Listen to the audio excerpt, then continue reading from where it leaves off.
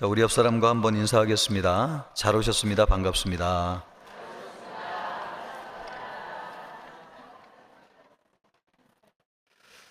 예, 이제 사랑방 연합 예배를 드리면서 한 학기 동안의 사랑방을 마무리하는 시간이 되겠습니다.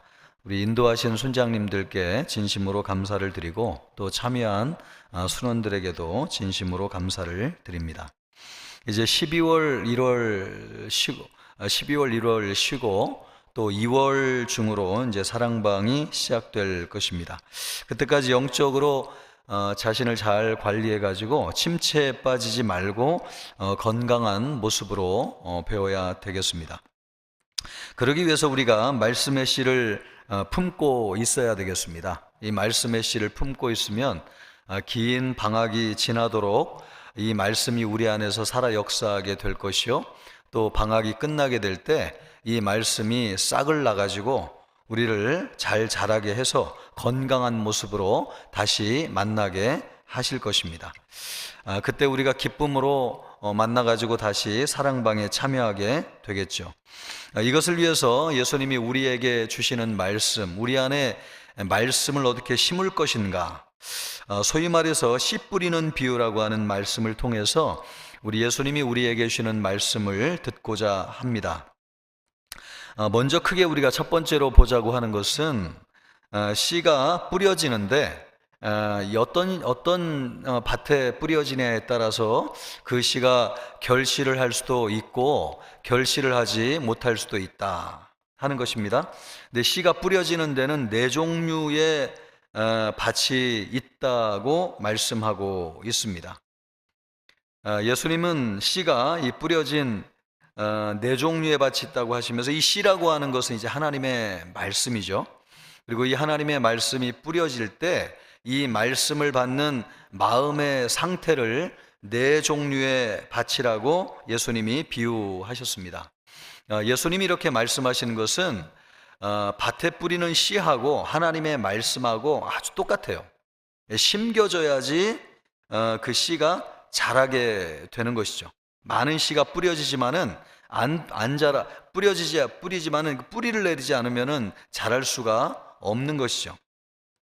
예수님이 이런 비유를 하신 것은 이스라엘 예수님 당시에는 농사를 질 때에 우리처럼 이렇게 고랑을 내 가지고 씨를 쭉 뿌리는 것이 아니고 경작을 하지 않고 그냥 맨 땅에다가 씨를 이렇게 쭉쭉 던집니다.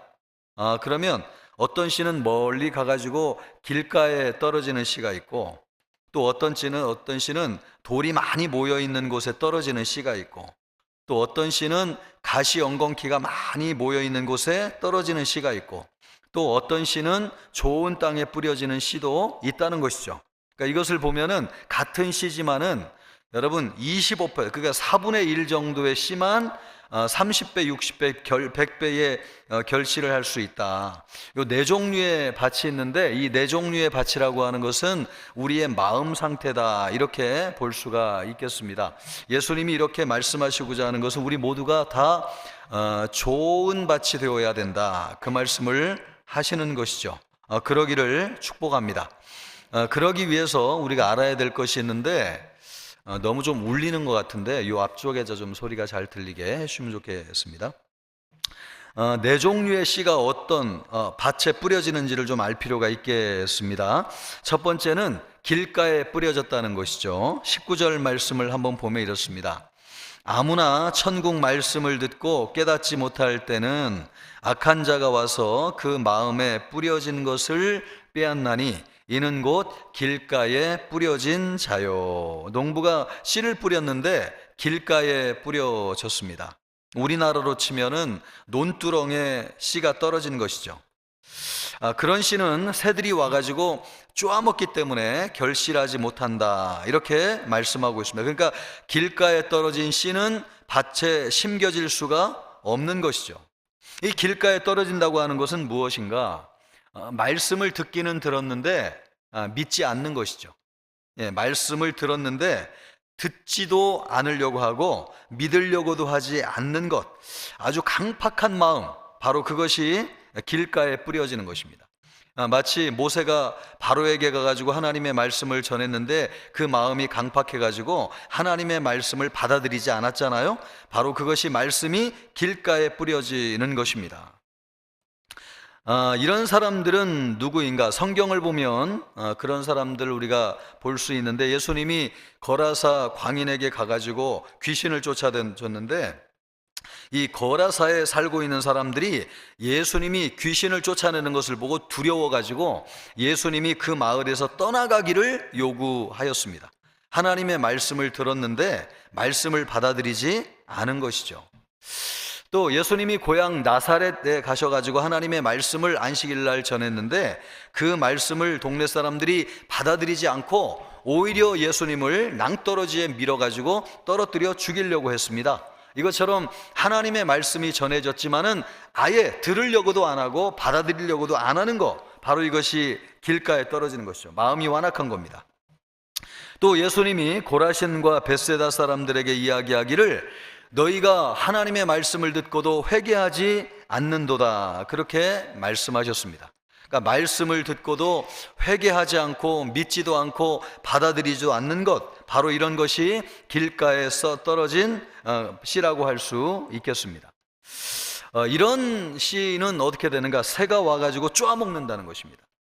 여러분이 쪼아먹는다고 하는 것은 사단이 우리에게 뿌려진 씨를 빼앗아간다, 이런 말씀이죠. 그러므로 여러분, 우리가 말씀을 들을 때에 이게 졸리잖아요. 그러면 여러분, 떨어진 하나님의 말씀을 누가 쪼아간다는 겁니까? 사단이 쪼아간다는 거죠. 지금도 여러분 집중이 안 돼가지고 뭐 집에 무슨 일 자꾸 생각하고, 저도 뭔가 이렇게 집중이 안 되는 게 있는데 그렇게 생각을, 정신을 딴 데 두면 어떻게 됩니까? 여러분, 하나님의 말씀이 우리에게 떨어져도 그 말씀을 누가 쪼아간다는 거예요? 사단이 쪼아간다는 거죠. 그래서 우리 마음에 하나님의 말씀이 심겨지지 않게 한다는 것이죠. 깨닫지 못한다고 하는 것은 말씀이 그 사람의 마음속에 심겨지지 못한다, 그런 말씀이에요. 그러면 사단이 말씀을 빼앗아 가가지고 결실하지 못하게 하는 것이죠. 여러분의 속에 깊숙이 심겨진 씨를 새가 여러분 먹을 수 있겠어요? 그런 씨는 절대로 못 먹어요. 들은 말씀을 한쪽 귀로 그냥 흘리는 사람, 또 별로 귀하게 하나님의 말씀을 받지 않는 사람, 또 내가 아니라고, 나에게 주시는 말씀이 아니라고 생각하는 사람들은 사단이 와가지고 그 말씀을 쪼아 먹는 것입니다. 그래서 성경은 우리에게 권면하기를, 야고보서 1장 25절에 말씀하시기를, 자유롭게 하는 온전한 율법을 들여다보고 있는 자는 듣고 잊어버리는 자가 아니요 실천하는 자니 이 사람은 그 행하는 일에 복을 받으리라. 아멘. 여러분, 들은 말씀이 여러분의 마음속에 심겨지기를 바랍니다. 그런 사람은 복이 있다고 말씀하고 있습니다. 우리 인간은 망각하는 존재죠.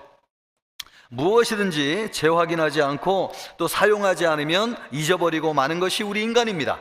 이처럼 예수님의 말씀을 받고자 하지 않으면 여러분, 우리 마음속에 심겨지지 않아가지고 사단이 그 말씀을 빼앗아가요. 그래서 성경은 우리의 마음이 강팍해지는 것을 항상 경계하라고 말씀하고 있습니다. 시험에 들어가가지고 마음이 그냥 딱딱하게 굳는 것을 성경이 경계하고 있습니다. 히브리서 4장 7절 말씀을 보면, 오늘 너희가 그의 음성을 듣거든 너희 마음을 완고하게 하지 말라.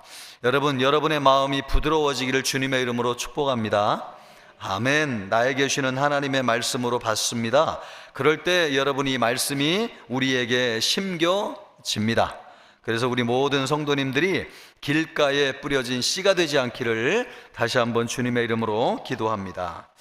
두 번째로는 이 씨가 돌밭에 뿌려졌다는 것이죠. 돌밭. 20절 21절 말씀을 보면 이렇게 되어 있습니다.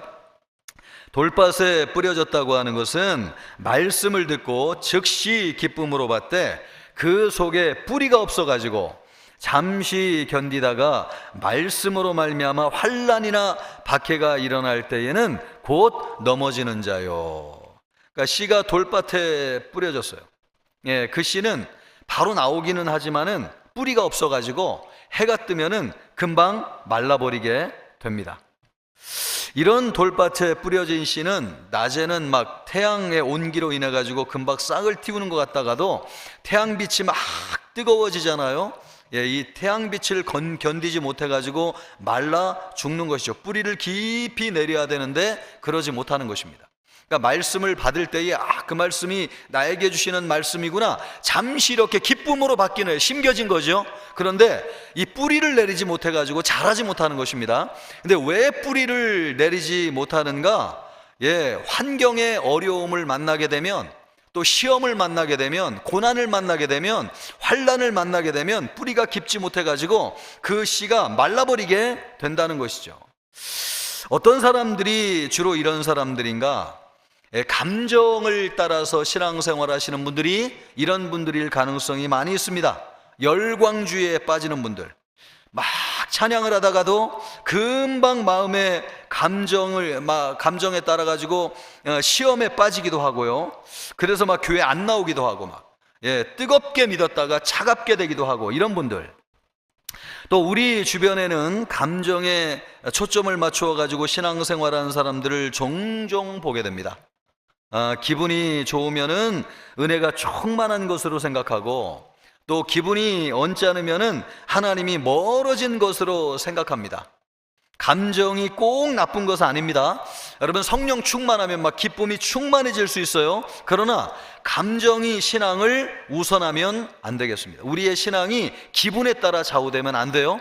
또 여러분, 감정적으로 좋고 나쁨에 따라서 우리의 신앙이 좌지우지되면 안 된다고 하는 것이죠. 인간의 감정은 변화무쌍합니다.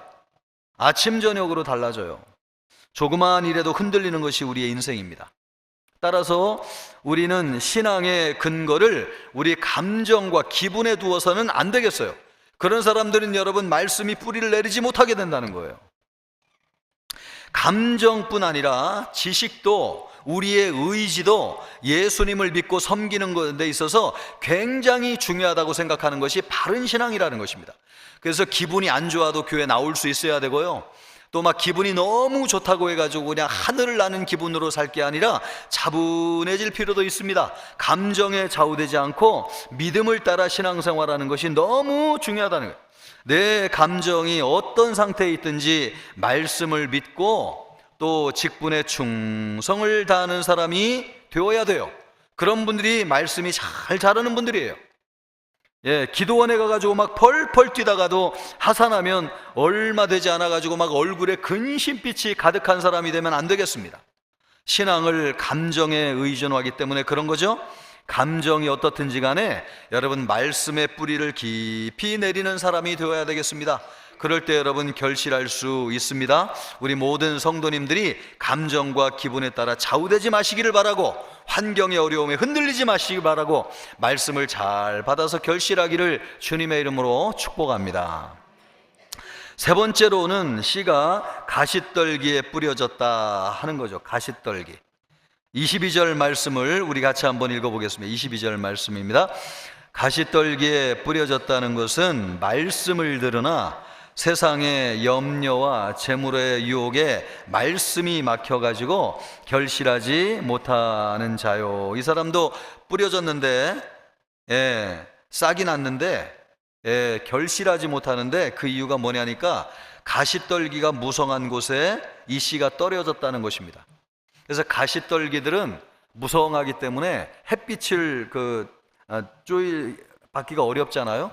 그러니까 그 안에 뿌려진 씨는 금방 자라다가도 빛을 받지 못해가지고 뿌리를 내리지 못하고 금방 말라 죽게 된다는 거예요. 가시떨기라고 하는 것은 팔레스타인에서 사시사철 볼 수 있는 잡초입니다. 그 종류가 200가지가 넘습니다. 가시떨기는 밭에도 있고 산에도 있습니다. 또 가시떨기는 다른 식물에 비해 가지고 성장 속도가 굉장히 빠르고 햇빛을 가립니다. 그래서 그 밑에 떨어진 씨는 싹을 틔울 수도 없고 또 틔워도 제대로 자랄 수가 없습니다. 가시떨기는 말씀의 씨가 자라지 못하도록 방해를 하는 것이죠. 그럼 이 가시떨기라고 하는 것이 무엇인가? 예수님이 말씀하시기를 세상의 염려나 재물의 유혹이다. 그러니까 세상에 대한 염려가 너무 많거나 또 재물을 너무 좋아해 가지고 재물의 유혹을 많이 받는 분들은 말씀이 뿌려져도 결실하지 못하게 된다는 것입니다. 가시떨기와 같은 마음을 가진 사람들은 어떤 사람들인가? 이런 분들은 예수님을 믿다가 중도에 하차하시는 분들입니다. 요한복음 6장 말씀을 보면 예수님이 오병이어의 기적을 베푸십니다.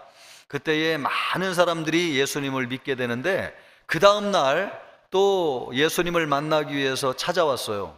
그러니까 왜 찾아왔나 했더니 이분들은 말씀을 듣고 은혜를 받고 예수님을 믿기 위해서 찾아온 것이 아니라 예수님을 따라다니면은 먹을 양식의 문제가 해결되는구나, 그래가지고 예수님을 찾아온 것이죠. 그 사람들을 향해서 예수님이 말씀하시기를 썩을 양식을 위하여 믿지 말고 썩지 아니할 양식을 위해서 믿어라, 그 말씀을 하셨습니다. 그랬더니 이 말씀을 듣고 실망한 사람들이 예수님을 따라다녀도 먹을 문제가 더 이상 해결되지 않겠다, 그래가지고 예수님을 떠나간 사람들이 많다고 성경이 말씀하고 있습니다. 물론 여러분, 하나님이 은혜를 주시면 우리의 먹고 사는 문제 해결해 주실 줄 믿습니다. 그러나 그보다도 더 중요한 것은 영의 양식을 먹는 것이지 우리의 육신의 문제를 우선적으로 해결하려고 하는 것이 아닙니다. 그런데 오병이어의 기적을 행한 사람들조차도 믿음이 생기지 않아가지고, 오병이어의 기적을 행하면은 예수님을 구주로 믿고 믿음의 깊은 뿌리를 내려가지고 영적으로 확 자라야 되는데, 여러분, 이와 같은 기적을 체험한 사람들도 믿음의 뿌리를 내리지 못해서 결실하지 못하는 사람들이 많이 있다는 거예요. 왜 그런 것입니까? 먹고 사는 문제에 대한 염려가 너무 많아가지고 그 문제를 짊어지고 예수님 앞에 나오면은 기적을 체험했다고 해도 믿음이 그 속에서 자라지 않는다, 그 말씀을 하고 있는 것입니다.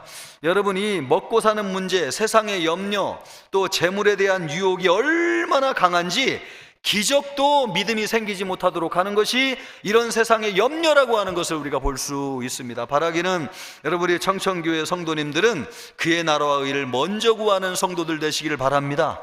여러분, 그런 모든 것을 우리 주님이 다 채워주실 거예요. 그런데 이 세상의 것을 앞세우면은, 영적인 것을 나중에 생각하게 되면은 세상의 염려, 재리의 유혹 때문에 믿음이 자라지 않게 되죠. 사도행전 5장에도 보니까 아나니아와 삽비라라고 하는 부부가 나오는데 재물에 대한 욕심이 생겨가지고 그 말씀이 자라지 못하는 것을 보게 됩니다. 처음에는 여러분, 예수님을 믿겠다고 해가 믿는 게 얼마나 좋은지 은혜 받고 전 재산을 드리겠다고 했는데 그 마음속에 재물에 대한 유혹을 이기지 못해가지고 하나님을 속여버렸어요. 그래가지고 믿음이 자라지 못했습니다. 가룟 유다는 심지어 3년 동안 하나님의 아들이신 예수 그리스도를 따라다녔지만은 그 마음속에 재물에 대한 욕심을 이기지 못해가지고 예수님을 팔아먹는 죄를 범하였습니다.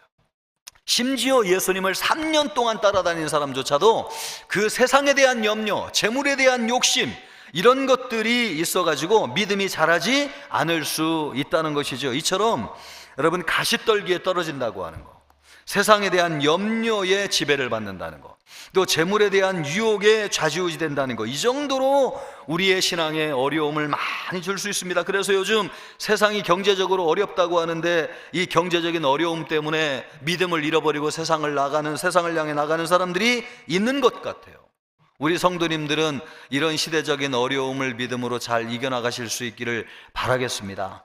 그럴 때 여러분, 말씀을 받아도 의심하지 않고 나에게 주는 하나님의 말씀이구나, 아멘, 그 말씀대로 심겠습니다. 그럴 때 마음이 심겨지는 줄 믿습니다.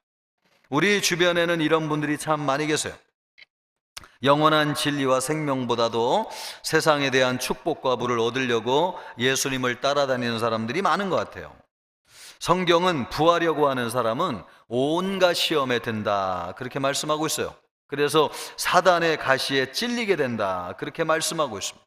그래서 예수님 말씀하시기를 너희는 먼저 그의 나라의 의를 구하라, 그리하면 이 모든 것을 너희에게 더하시리라, 그렇게 말씀하셨습니다. 우선순위는 하나님의 나라에 있습니다.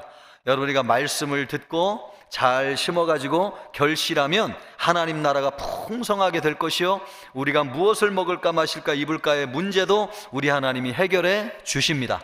그러므로 여러분 염려하지 마시고 말씀 받는 일에 열심을 내시기를 바라고, 말씀을 여러분의 심령 속에 심는 우리 모든 성도님들 되시기를 주님의 이름으로 축복합니다. 네 번째로는 좋은 씨에, 좋은 땅에 뿌려진 씨인데 23절 말씀을 우리 같이 한번 읽어보겠습니다.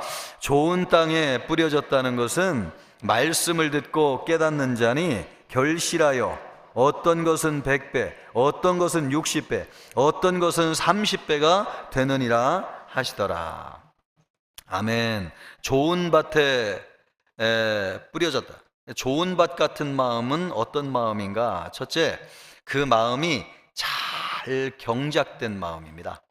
농부가 농사를 짓기 위해서 쟁기를 갈아가지고 밭을 이렇게 뒤집어가지고 부드럽게 만들잖아요. 그렇게 경작된 밭이 씨가 뿌려져도 뿌리를 잘 내려가지고 자라게 됩니다. 그런 마음은 어떤 마음인가? 우리의 딱딱한 마음이 씨가 뿌릴 수 있는 부드러운 마음이 되기 위해서는 어떻게 해야 되는가? 회개하는 것이죠. 회개, 죄를 회개하는 것입니다. 그리고 여러분, 고난과 어려움이 있을 때에 연단 받는 것입니다. 하나님께서 우리가 연단을 통해 가지고 우리의 마음을 부드럽게 하세요. 고난과 연단을 받으면 붙잡을 것이 하나님의 말씀밖에 없기 때문에 하나님의 말씀 주시면 아멘, 그 말씀을 막 마음속에 심게 돼요. 이 고난을 이기는 것이 하나님의 말씀밖에 없으니까요. 그래서 하나님이 우리 마음을 씨를 뿌리기 위해서 부드러운 밭이 되게 하기 위해서 회개하게 하시고 또 연단받게 하시고 고난을 통과하게 하십니다. 그럴 때에 우리 마음이 부드러워져요. 그래가지고 말씀을 받아가지고 참 순종하여서 열매를 맺게 됩니다. 아브라함도 여러분 이런 마음을 가졌기 때문에 하나님이 아들 이삭을 드려라 그렇게 말씀할 때에 순종할 수 있었습니다. 그가 나이 75세의 부름을 받아가지고 100세의 아들을 얻었는데 25년 동안 하나님이 아브라함의 마음을 준비한 것이죠. 어떤 마음입니까? 하나님 앞에 순종할 마음, 부드러운 마음, 딱딱하고 완고한 마음을 고난과 연단을 통해서 마음을 부드럽게 해서 어떤 말씀을 주셔서 아멘으로 받을 수 있고 뿌리를 내려가지고 결실할 수 있는 마음으로 하나님이 25년 동안 준비해 주셨습니다. 그런 사람들이 말씀이 잘 자라게 됩니다. 바라기는 우리 청천교회 성도님들도 마음이 부드러워진 마음으로 씨가 잘 심겨지는 그런 마음이 되면 좋겠습니다. 아멘입니까? 또 하나, 여러분 두 번째로 이 좋은 밭은 어떻게 돼야 하느냐? 빛과 수분의 공급을 충분히 받아야 됩니다. 수분의 공급을 많이 받아야 되는데 이것은 무엇을 얘기하는 것입니까? 하나님의 은혜를 받아야 됩니다. 은혜를 받아야지 말씀을 받아들이고 그 마음속에 말씀이 심겨집니다. 팔레스타인에 있는 식물들은 특징이 하나 있는데 유난히 뿌리가 깊다는 것입니다. 이 팔레스타인은 사막기후이기 때문에 비가 많이 오지 않잖아요. 그래가지고 뿌리를 깊이 내리지 않으면 식물이 살 수가 없다는 거예요. 겉으로 보여질 때는 별것 아닌데 파봐가지고 뿌리를 깊이 확인해 보면은 이 위에 나와 있는 것보다도 8배나 더 깊이 뿌리를 내리고 있다는 것입니다. 그래서 저 밑에 있는 심층수까지 이렇게 내려가지고 물을 빨아들여가지고 생명을 유지하게 되는 것이죠. 우리도 여러분 하나님의 말씀에 뿌리를 깊이 내릴 때 그 말씀으로부터 자양분을 끌어당기게 되고 그래서 우리가 자라가게 됩니다. 바라기는 여러분 은혜 받는 성도님들 되시기를 주님의 이름으로 축복합니다. 세 번째로 좋은 땅이 되기 위해서 필요한 것은 뭐냐면 영양분을 충분히 받아들여야 되는데 아무리 좋은 땅도 영양분이 없으면 식물이 자랄 수가 없죠. 그런 땅을 죽은 땅이라고 부릅니다. 그런데 그런 땅에는 인공적인 퇴비와 비료를 착 줘가지고 영양분이 풍성하게 해가지고 자라게 만드는 것이죠. 그러면 우리의 신앙생활에 있어서 영양분을 충분히 한다고 하는 말씀은 무엇인가? 그것은 말씀을 통해서 신앙적인 체험을 풍성하게 한다는 것입니다. 그런 사람은 하나님의 말씀이 심겨지게 되어 있어요. 여러분 말씀을 믿으면 말씀을 체험하게 됩니다. 그 체험할 때에 하나님께서 우리의 말씀을 깊이 뿌리내리게 하셔가지고 결실하게 하는 좋은 땅이 되게 하십니다. 바라기는 우리 모든 청천교회 성도님들이 좋은 밭에 뿌려진 씨가 돼가지고 많은 결실을 하실 수 있기를 우리 주님의 이름으로 축복합니다.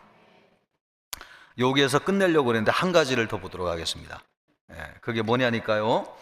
여러분, 좋은 밭이 되기 위해서 어떻게 해야 되는가? 좋은 밭에 뿌려져야 되는데, 이 말씀이 그냥 심겨져 가지고 잘 자라야지 생명력이 넘치는 역사가 일어나게 되는데, 그런 좋은 밭이 되기 위해서 어떻게 해야 되는가? 그러니까 말씀을 전하는 사람도 중요하고요, 말씀을 받는 사람도 중요하다는 거예요.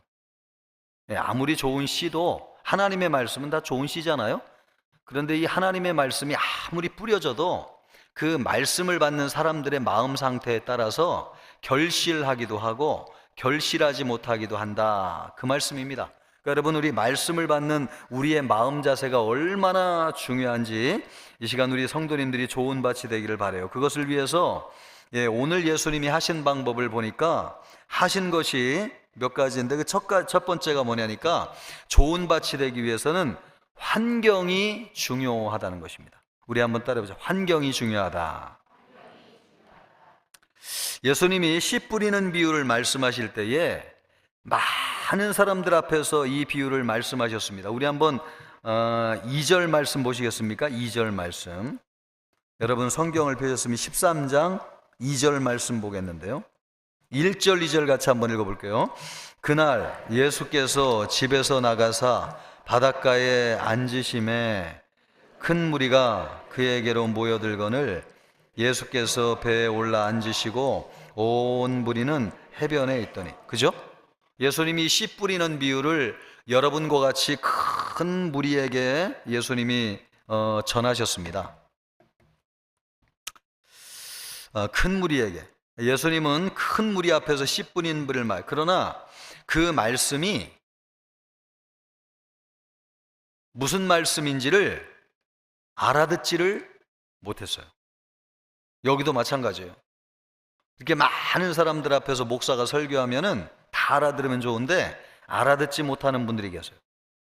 이 말씀이 사람들의 마음속에 심겨지지 않는 것이죠.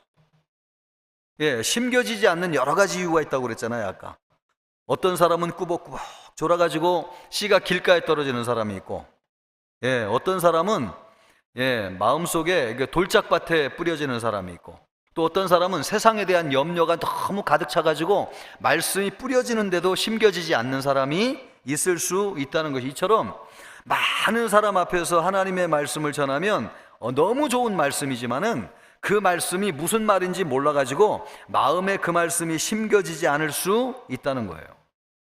예수님이 말씀하셔도 알아듣지 못해가지고 마음에 심겨지지 않는 사람들도 많이 있습니다. 제자들도 그래서요. 제자들도, 이 자리에 제자들도 있었는데, 그런데 사람들이 떠나고 나가지고 예수님과 제자들만 모였을 때에 제자들이 예수님에게 이 말씀이 무슨 뜻입니까? 이렇게 물었다는 것입니다. 그랬더니 예수님이 11절에 말씀하기를 이렇게 말씀하셨어요. 11절도 보겠습니다. 같이 읽습니다. 천국의 비밀을 아는 것이 너희에게는 허락되었으나 그들에게는 아니 되었나니. 아니, 같은 하나님의 말씀인데 이 말씀이 너희에게는 허락되었지만은 그들에게는 허락되지 아니하였다, 그 말씀하고 있는 거예요. 그럼 그들은 누굽니까? 큰 무리고, 너희는 누굽니까? 12명의 예수님의 제자들인 것이죠. 그러니까 큰 무리는 많은 대중이 모이는 대그룹이고, 12명은 우리 순자님들과 모이는 사랑방 모임과 같이 3, 4, 5 모이는 아주 작은 소그룹, 사랑방이라고 이야기할 수 있습니다. 그런데 같은 하나님의 말씀인데 많이 모인 사람들에게는 그 말씀이 허락되지 않았고, 3, 3, 5 모여가지고 예수님에게 이 말씀이 무슨 뜻입니까? 이렇게 묻는 제자들에게는 그 말씀이 허락되어졌다는 것입니다. 큰 무리에게 말씀하실 때에는 모든 것을 다 말씀하지 않으셨어요. 왜냐하면 시간적인 제약도 있거니와 그 많은 사람에게 일일이 궁금한 것을 다 풀어줄 수도 없는 문제죠. 그래가지고 12명의 소그룹이 모였을 때에 예수님이 세세하게 말씀을 가르쳐 주셔가지고 한 사람 한 사람의 마음속에 그 말씀이 심겨지도록 해주시는 것입니다. 이처럼 여러분, 우리가 다 좋은 땅이 되기를 원하는데 좋은 땅이 되는 데 있어서 아주 중요한 조건이 한 가지인데, 그게 뭐냐면 환경이 중요하다는 거예요. 환경이 아주 중요합니다. 예수님과 같이 위대한 스승이 말씀을 심겨주는 데 있어서도 환경이 이처럼 중요하다고 하면 우리와 같은 평범한 사람들에게는 어떻겠어요? 우리에게는 환경이 더 중요하죠. 교회에서 설교를 듣는 거 참 중요합니다. 그러나 그것으로는 충분하게 하나님의 말씀이 심겨지지 않아요. 그것이 항상 어려움이에요. 말씀을 듣다가 다른 생각을 하기도 하고, 또 말씀을 듣다가 막 이해가 안 되는 것도 있고, 그렇다고 해가지고 설교 도중에 손을 번쩍 들고 목사님, 그 말씀은 이해가 안 됩니다, 여러분 이렇게 물을 수 있습니까? 없습니까? 없죠. 그러니까 저 말씀이 무슨 말씀이지 하는 순간 설교 끝나고 말씀은 그냥 엉뚱하게 다 날아가 버리고 집에 가면 그냥 빈 마음으로 가는 것이고, 오늘 내가 교회 가서 무슨 말을 들었지? 그렇게 되는 겁니다. 그러니까 많은 사람들이 모여서 예배하는 거 너무 좋지만 한 사람 한 사람이 지금 어떤 상태로 하나님의 말씀을 받는지 확인할 길이 없어요. 그래가지고 말씀을 한 사람 한 사람에게 심어주려면 환경이 참 중요하다는 거예요. 그러다 보니까 설교를 듣다가 길을 잃어버려가지고 말씀을 놓치는 경우가 참 많이 있어요. 그래서 말씀이 심겨지지 못하고 결실하지 못하게 되는 거죠. 그러나 여러분, 소그룹을 사랑방에서 말씀을 배우면 여러분 어때요? 우리 여기 있는 분들은 다 사랑방에 나가시는 분들이잖아요. 그래서 순장님에게 궁금한 것도 물어보고 또 순장님이 아는 것도 자세히 가르쳐주고, 그러면 여러분 그 말씀이 내 마음속에 심겨집니까? 안 심겨집니까? 다시 몇 사람밖에 대답 안 하죠. 안 심겨진 사람이 대부분인지 모르겠는데 다시 한번 볼게요. 심겨집니까? 안 심겨집니까? 그래서 뭐 하는 거예요? 사랑방 하는 겁니다, 여러분. 그래서 사랑방 하는 거예요. 참 우리가 너무 안타까운 거는 코로나가 지나고 나서 사랑방이 약해진 것이 너무나 가슴 아파요. 사랑방에서도 전에는 헌금도 참 많이 했거든요, 제 통계를 보면. 근데 절반 이하로 줄었어요, 사랑방. 그리고 여러분들이 사랑방 연합 예배할 때도 여기 있는 분들 다 아시잖아요. 본당이 꽉 찰 정도로 많은 성도님들이 오셔가지고 예배했다는 거예요. 여러분 아십니까? 오늘은 어떻게 된 거예요? 여기 몇 팀이에요? 여기 3팀. 왜 이렇게 된 거예요? 3팀이 의자가 많아서 그런 건 아니죠, 그죠? 여기는 또 몇 팀이에요? 4팀이죠. 그나마 그래도 청년들이 자리를 채워주셔서 감사한데, 여러분 3, 4팀이 꼭 제가 비교하려고 하는 건 아닙니다. 분발하시기를 바라겠습니다. 아멘 안 하십니까? 분발해야죠. 그래서 내년도에는 우리가 사랑방에 좀 순원들을 많이 채워야 되겠다. 우리가 여러분 160개 되는 사랑방인데 1명, 2명 모이는 사랑방이 있고, 그냥 순장님 혼자 하시는 분 계시고, 또 안 모여가지고 부부가 하는 사랑방이 있는데, 여러분 이러면 주일날 오셔가지고는 막 1000명 넘게 예배하지만 그렇다고 교회가 그게 다 아니에요. 속으로 병 들어가는 교회가 될 수 있어요. 아니, 순원들이 와가지고 주일날 예배드려도 무슨 말씀인지 모르고 돌아가는 사람들이 태반인데 그분들이 믿음이 자라가지고 변화되고 여러분 믿음으로 세상을 살아갈 수 있겠습니까? 안 되는 거죠. 진짜 우리 교회가 강한 교회, 좋은 교회 되려면 소그룹에 많은 성도들이 와야 될 줄 믿습니다. 그래서 이런 자리가 차고 넘치도록 우리 순원들, 이렇게 성도들이 많은데 사랑방에 다 나와야 되지 않겠어요? 그리고 사랑방에서 말씀을 나누면서 이 말씀이 잘 심겨질 때 여러분 믿음이 자라게 되고 결실하게 됩니다. 그런 은혜가 있기를 주님의 이름으로 축복합니다. 또 하나, 여러분 좋은 밭이 되기 위해서 첫째는 환경이 중요하다고 그랬고, 또 하나 필요한 게 뭐냐니까 말씀을 나에게 주시는 말씀으로 받아들여야 되는데, 말씀을 나에게 주시는 말씀으로 받아들일 준비가 된 사람에게는 한 가지 특징이 있습니다. 그게 뭐냐니까 질문을 한다는 것입니다. 질문을 해. 우리 10절 말씀을 한번 보겠습니다. 10절 말씀 다시 한번 읽겠습니다. 시작. 제자들이 예수께 나와 이르되 어찌하여 그들에게 비유로 말씀하시니까. 이거 누가 물은 겁니까? 제자들이 예수님에게 물었어요. 예수님 아까 거기서 많은 사람 앞에서 씨 뿌리는 비유 말씀하셨는데 그 말씀을 들어도 무슨 말씀인지 모르겠습니다. 우리에게 이 말씀을 좀 가르쳐 주십시오. 그렇게 물었다는 거예요. 여러분, 물었다고 하는 것은 관심이 있는 거예요, 없는 거예요? 그런 사람에게 말씀이 들어가요. 그런 사람에게. 우리 여기 있는 순장님들도 사랑방 인도하시면서 여러분 순원들이 손 번쩍 들고 물으면 그 사람이 좋은 징조라고 하는 걸 기억하셔야 돼요. 어떤 준비가 되어 있는 거냐? 말씀이 그 속에 들어갈 준비가 되어 있는 사람입니다. 아멘입니까? 그래서 여러분 사랑방이 너무너무 잘 되고 뜨거운 사랑방은 10시에 모여가지고 5시에 돌아가는 사랑방이 있다고 그러는데 이거는 너무 심하기는 하지만은 막 끝날 줄 모르고 말씀 가지고 이게 무슨 말씀인가 막 나누면서 난 이걸 깨닫게 됐다고 막 나누면 여러분 점심 먹을 시간도 없이 그냥 지나가 버리는 사랑방이 너무 많지는 않고 좀 있다고 그러더라고요. 좀. 제 바람 같아서는 너무 많아지면 좋겠습니다. 그래서 여러분 저 환경도 중요하고 질문도 중요한데 그러기 위해서 교회에서 사랑방하는 사랑방이 너무나 많으신데 가급적이면 이제 집을 좀 오픈해 가지고 여유 있게 좀 사랑방하시면 좋겠어요. 직장인들도 마찬가지고 남자 사랑방도 그렇고 자기의 집을 좀 오픈하셔 가지고 일주일에 한 번 정도니까 돌아가면서 가능하면 그래서 사랑방을 하면 훨씬 더 여유 있게 사랑방을 할 수 있지 않을까 하는 생각이 듭니다. 그러므로 여러분 진짜 중요한 게 뭐냐면 질문해야 된다고요. 질문해야. 그래서 소그룹을 하는 거예요. 질문을 한다고 하는 것은 말씀을 받아들일 준비가 되어 있다는 것이죠. 학교에서도 공부 잘하는 학생들은 뭐가 다르냐면 질문 많이 합니다. 그런데 관심 없는 아이들은 그냥 처음부터 끝까지 엎드려서 뭐해요? 자요. 선생님이 무슨 얘기하든지 관심이 없어요. 말씀에 대해서도 묻는다고 하는 것은 여러분 참 관심이 생긴다는 것입니다. 그래서 여러분 우리가 질문하면서 적극적으로 가정 예배를 드릴 때에도 어느 날 아이가 탁 묻는 거예요. 홍수로 하나님이 노아 때 심판했다는 말씀을 딱 하는데 평상시에는 고개를 푹 숙이고 있던 애가 어느 날 이렇게 묻는 겁니다. 지나가는 아니 하나님이 홍수로 세상을 심판하셨다는데 그러면 물고기는 어떻게 심판하셨어요? 그렇게 묻는 거예요. 여러분 그렇게 묻는다는 것은 관심이 있다는 거예요? 없다는 거예요? 있다는 거죠. 그런 순간이 말씀이 들어가는 순간이에요. 그래서 우리 순장님들도 그렇고 순원들도 그렇고 서로 질문을 나누면서 하나님의 말씀의 진리를 찾아가야 되겠습니다.